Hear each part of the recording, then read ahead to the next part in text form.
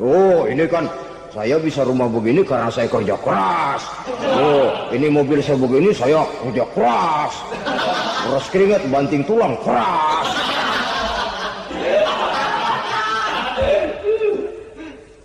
Saudara-saudara kaum muslimin rahimakumullah.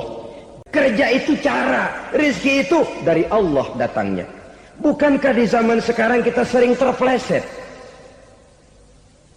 Ini merupakan cerminan dari rapuhnya akhlak kita kepada Allah Subhanahu wa ta'ala. Karena usaha saya memang, karena saya peras keringat banting tulang, tentu. Tapi sadarkah kita bahwa sepanjang yang bisa kita lakukan cuma berusaha, peras keringat banting tulang, pergi pagi pulang sore. Tapi bisakah kita memastikan hasil usaha kita? Apalagi yang paling dekat, misalnya saja yang sungguh-sungguh di luar jangkauan kemampuan kita, soal rezeki, soal jodoh, soal maut. Kitakah yang mengatur? Kitakah yang menentukan? Subhanallah. Manusia sungguh tidak berdaya menghadapi 3 hal paling pokok ini. Rezeki, kita cuma bekerja. Kitakah yang menentukan? Tidak. Kita berusaha saja, rezeki belum pasti dapat. Apalagi kalau kita tidak berusaha. Jangan terjebak dalam fatalisme. Belum perang udah nyerah. Emang dasar rezeki datangnya dari Tuhan, gak usah kerja dan terju. Kalau dia datang. Dari mana datangnya? Kerja saja belum tentu dapat rezeki. Apalagi kalau tidak kerja. Yang jelas usaha perlu. Kepastian itu urusan Allah. Ini akhlak kepada Allah Subhanahu wa ta'ala. Jodoh juga begitu. Kita berusaha, kita berupaya, Allah menghendaki lain jadinya. Maut juga begitu. Siapa sih yang pengen ngadepi maut? Siapa sih yang pengen mati? Siapa sih yang pengen ketemu malaikat Israel? Tidak seorang pun kalau ditanya, kecuali mereka yang putus asa ya. Kalau otaknya masih normal, mau mati, mesti belakangan dulu udah dikit. Tapi yang satu itu saudara, kalau dia sudah datang, tenaga mana yang bisa menolak? Kalau dia sudah berkunjung, kekuatan mana yang bisa menghindar? Kalau dia sudah ingin bertemu, kemana kita bisa melarikan diri? Manusia sepanjang yang dia lakukan hanya berusaha. Tapi kepastian, ketentuan dari Allah Subhanahu wa ta'ala. Orang yang kufur nikmat, nutupin Allah. Dia merasa rezekinya adalah mutlak peras keringatnya. Seolah-olah Allah nggak punya peranan apa-apa di situ. Oh, ini kan saya bisa rumah begini karena saya kerja keras. Oh, ini mobil saya begini saya kerja keras. Peras keringat, banting tulang, keras.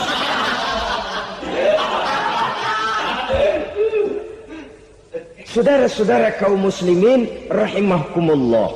Jadi menutup-nutupi Allah. Akibatnya nanti kalau dia berhasil, Allah ketutupan.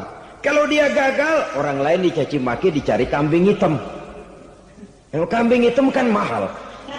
Karena orang sering cari-cari kambing hitam. Jarang orang mau jujur kalau bertemu kesulitan lalu mencari sebab pada dirinya sendiri. Yang paling enak ya nyalain orang. Lo begitu. Orang lain yang paling enak kita salahin. Au ya'malu fi mukhalafatil mun'im, atau dia melakukan sesuatu yang tidak sesuai dengan kehendak yang memberikannya nikmat. Diberikan kita tangan, mulut sih nggak berhenti. Terima kasih Tuhan, alhamdulillah saya dikasih tangan. Cuma nih tangan enteng mat nabokin orang mulu. Itu sudah mukhalafatul mun'im, bertentangan dengan kehendak yang memberikan nikmat. Diberikan harta, mulutnya mah basah. Terima kasih Tuhan, alhamdulillah dikasih harta. Tapi pelitnya minta ampun. Kikir, koret, medit. Ini juga termasuk kufur nikmat, mempergunakan suatu nikmat bertentangan dengan kehendak daripada yang memberikan nikmat itu sendiri. Saudara-saudara kaum muslimin rahimakumullah. Oleh karenanya kufur iman memang lebih bahaya daripada kufur nikmat. Tapi jangan lupa, kufur nikmat bisa menyeret orang kepada kufur iman. Dan kalau Allah udah dialingin, Tuhan sudah dinomor duain, lama-lama kenapa dia tidak mendewakan dirinya sendiri, mendewakan pangkatnya, mendewa-dewakan otaknya, mendewa-dewakan kemampuannya? Pada awalnya dia memang cuma kufur nikmat, tapi lambat laun kalau ini tidak diobati, secara pasti orang akan mengarah kepada kufur iman. Bisa berbentuk syirik, bisa berbentuk nifak, bisa berbentuk riddah. Saudara-saudara, oleh karena itu menjaga akhlak kepada Allah mutlak penting. Sebab apa? Kita tidak berakhlak kepada manusia saja, kita dikucilkan dari pergaulan.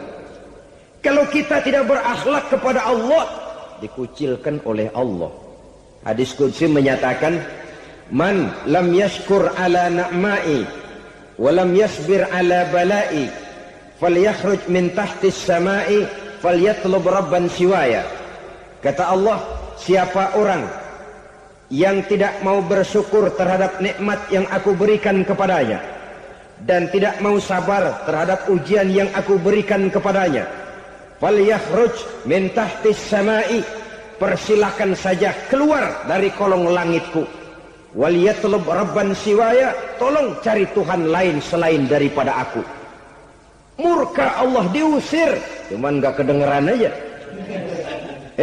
Siapa yang tidak mau syukur terhadap nikmatku, siapa yang tidak mau sabar terhadap ujian yang aku berikan kepadanya, persilakan keluar dari kolong langitku ini, cari Tuhan lain selain aku. Nah, langit Tuhan yang punya, Tuhan kita lawan, diusir dari kolong langit, mau pindah ke kolong mana?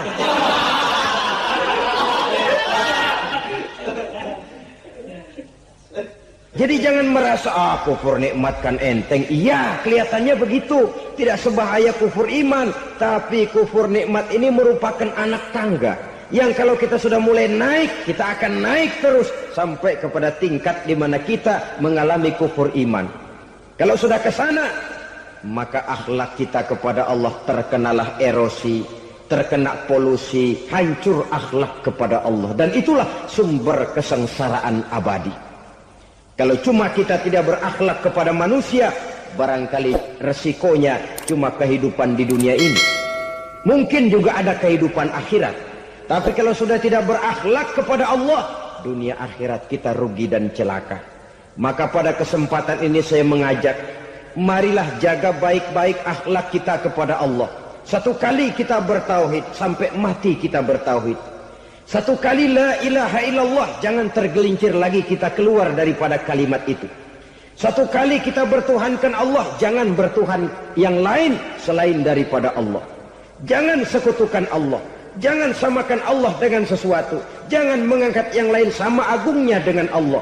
Sebab dengan demikian kita seolah-olah sudah mengotori akhlak kita kepada Allah Subhanahu wa ta'ala. Ini berat, saudara-saudara. Ini tidak ringan. Kadang-kadang saya katakan tadi, masalah ekonomi, kadang-kadang persaingan hidup yang makin tajam, di tengah lapangan kerja yang makin sulit, di tengah orang banyak potong kompas. Kalau berpatokan kepada nilai tauhid, la ilaha illallah, tidak ada Tuhan selain Allah, maka saya tidak akan takut kecuali hanya kepada Allah. Saya tidak akan menggantungkan hidup kecuali hanya kepada Allah. Saya tidak akan minta rezeki kecuali hanya kepada Allah. Kadang-kadang situasi yang nekat membuat kita kehilangan keseimbangan, kehilangan pertimbangan, picik pandangan. Akibatnya kita merusak akhlak kepada Allah Subhanahu wa ta'ala. Ironinya kan orang sekarang kalau ditanya, lu nyolong ya? Iya. Kok berani? Emang. Lu nggak tahu Tuhan lihat? Tahu. Kok nyolong juga? Biarin. Kalau Tuhan mah lihat, jangan kagak ribut. Enggak ribut katanya. Kalau orang lihat, 2 orang saja tahu, geger kelurahan. Ini kan sudah mendustai dirinya sendiri, sudah merusak akhlaknya kepada Allah Subhanahu wa ta'ala.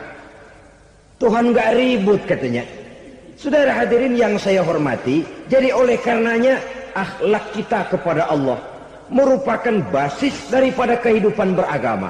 Kalau itu sudah mulai rapuh, mulai terkena erosi dan polusi, mulai rusak, dikhawatirkan nanti nilai ibadah kita kepada Allah juga akan turut ambruk karenanya.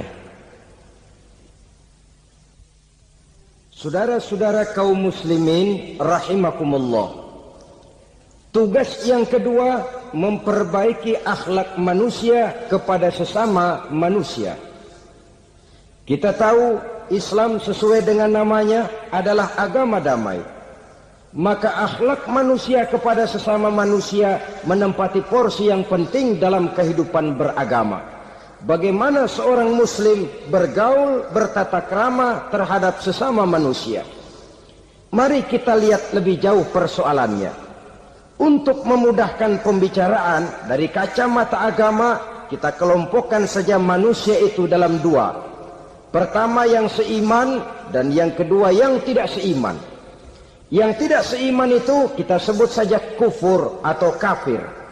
Nah, kepada yang kafir pun kita diajarkan untuk berakhlak. Apalagi kepada yang memang nyata-nyata seiman, sekeyakinan, seakidah. Kemanapun Islam datang, ke negara manapun ia masuk, ia tidak menaburkan kerusakan. Jadi tidak benar kalau orang pernah itu menggambarkan, saking sentimennya seorang orientalis pernah menggambarkan Nabi Muhammad di tangan kirinya Quran, di tangan kanannya pedang. Menggambarkan seolah-olah Islam dikembangkan dengan kekerasan. Sebenarnya tidak sama sekali.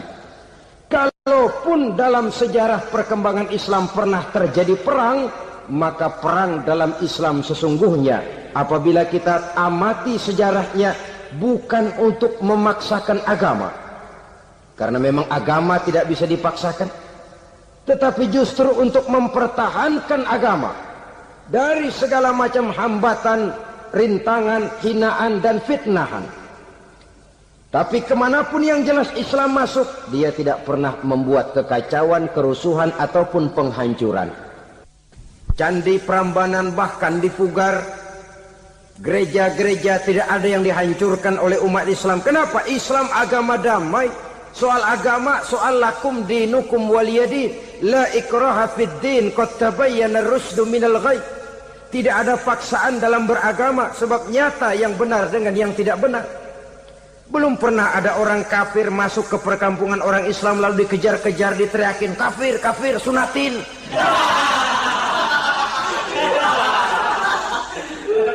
Belum pernah. Kenapa? Islam menghormati orang lain agama. Nah, yang kafir ini macam-macam, saudara. Ada kafir harbi. Nah, ini kafir kerok. Ini kafir yang nyata-nyata memproklamirkan permusuhan kepada umat Islam. Nyata-nyata mengganggu ketenangan umat Islam. Kafir yang seperti ini yang boleh diperangi. Misalnya kita mau sembahyang Jumat dijagain, nggak boleh sembahyang Jumat, getok palanya. Kafir harbi artinya tantangan perang datang dari mereka, bukan kita yang mulai, mereka yang buka front. Prinsipnya umat Islam tidak boleh mencari-cari musuh, tapi pun tidak boleh lari kalau ketemu musuh. Musuh jangan dicari, ketemu jangan lari. Karena itu kesan seolah-olah umat Islam ini teroris, umat Islam ini destroyer, umat Islam ini sering menimbulkan keonaran, kerusakan. Sungguh satu fitnahan yang sangat keji. Umat Islam adalah umat yang cinta damai.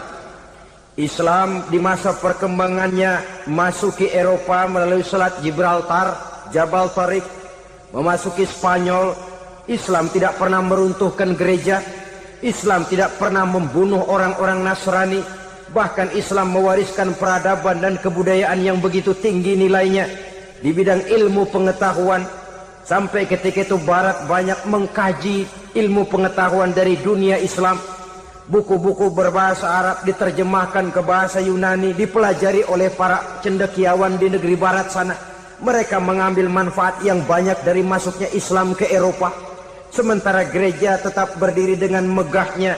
Kuil-kuil tempat peribadatan tidak satupun yang diusik-usik. Kenapa? Islam agama yang cinta damai. Asal dia tidak diganggu, asal kehormatannya tidak dihinakan. Jadi kafir harbi, kafir yang nyata-nyata nantang perang, ngajak berkelahi. Itu kafir yang nyari penyakit. Kafir harbi ini boleh diperangi dengan catatan mereka yang memang mulai. Yang kedua, kafir zimmi.